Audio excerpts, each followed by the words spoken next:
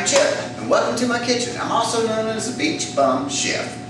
I started making fudge several years ago under the trade name Sherby's Fine Foods. Sherby's Fudge became a legend in its local area.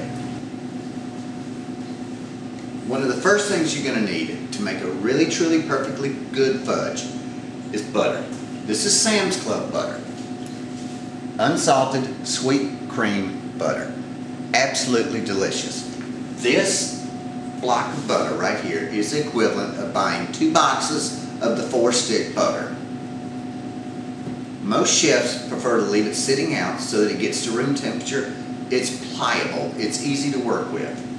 I've had mine sitting out for a while. I'm going to take it and cut it, and all I'm doing is making it down into usable pieces that are small enough that I can melt them down in a pan. We're fixing to do that next.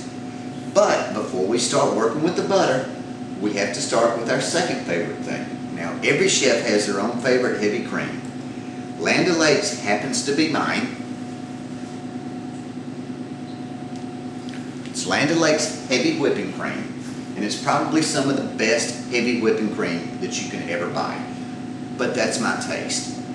Piggly Wiggly also makes a very good whipping cream. Only problem is they come in 2 pint sizes and not the quart size, and it's more economical to buy the quart size. First thing you want to do with heavy whipping cream is shake it up.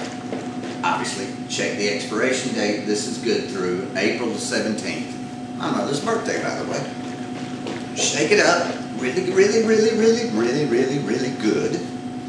Open it up. And then take your measuring cup and pour. I need exactly 10 ounces.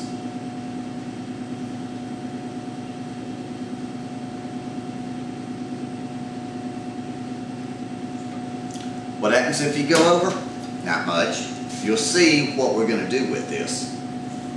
So I'm going to take this and return it back to the refrigerator.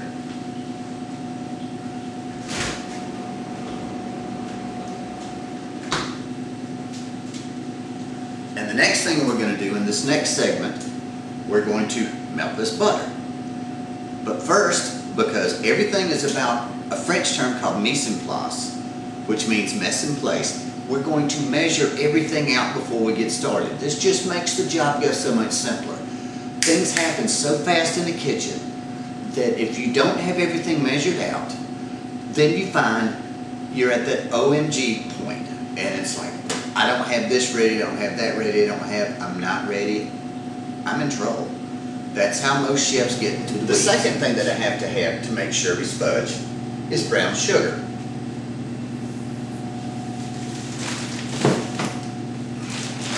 Again, you can buy the 2-pound bag at your local grocer.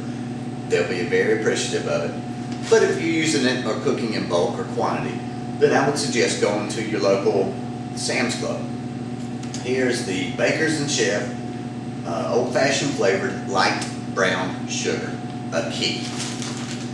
I've taken the opportunity prior to where we're at right now and me setting up the mise en place to go ahead and measure out what I need.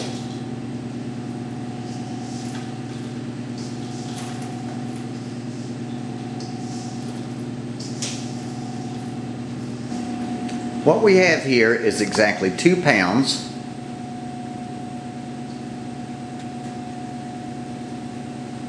of light brown sugar, the key to making the most successful fudge. The scale was a $5 scale. What we have here are 3 of the 4 active ingredients in making a perfect fudge: butter, heavy whipping cream, and light brown sugar. In the cooking of meats, you have something called a mirepoix, which is half onions, 1/4 carrots, 1/4 celery. That's what gives the meat its flavor. In making a fudge the way that I make it, I have my mirepoix. I have butter, heavy cream, and brown sugar. 2 pounds brown sugar, 10 ounces heavy cream, 8 ounces of butter. What we're going to do next is the beginning. I just have to figure out what flavor am I I'm going for now.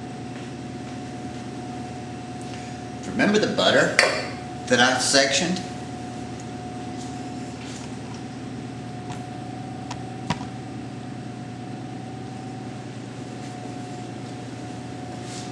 I'm going to take my pot, add my pats of butter,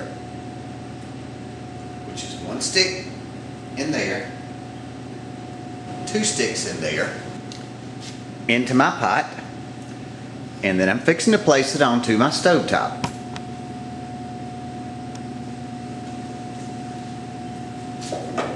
Now, I have direct heat coming underneath it, but I don't want that. I want to move it to the side so that I have offset heat. The bulk of the heat's going this way, a little bit of it's coming here. Take my spatula, stir, cut, chop.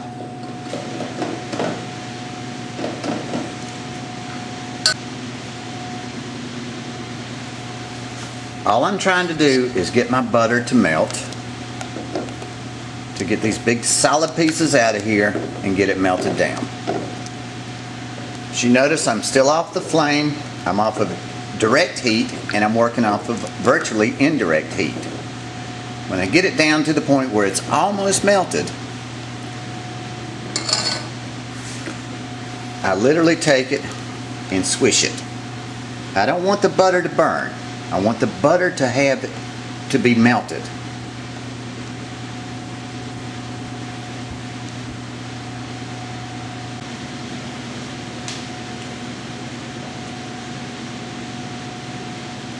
Making sure there's absolutely no chunks left inside that butter. I'm keeping it above the flame enough where it's warm to the hand but not hot.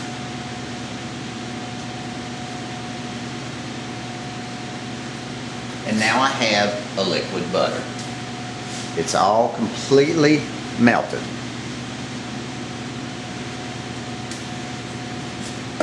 Move it away from the heat. The next thing I do, return it to the heat for just a brief moment. I want to get it sizzling inside of there.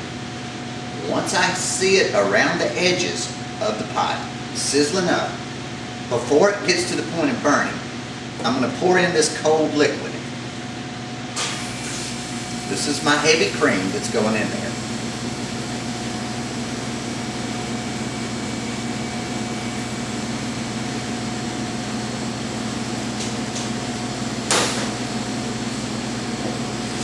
Now, all I'm going to do is stir.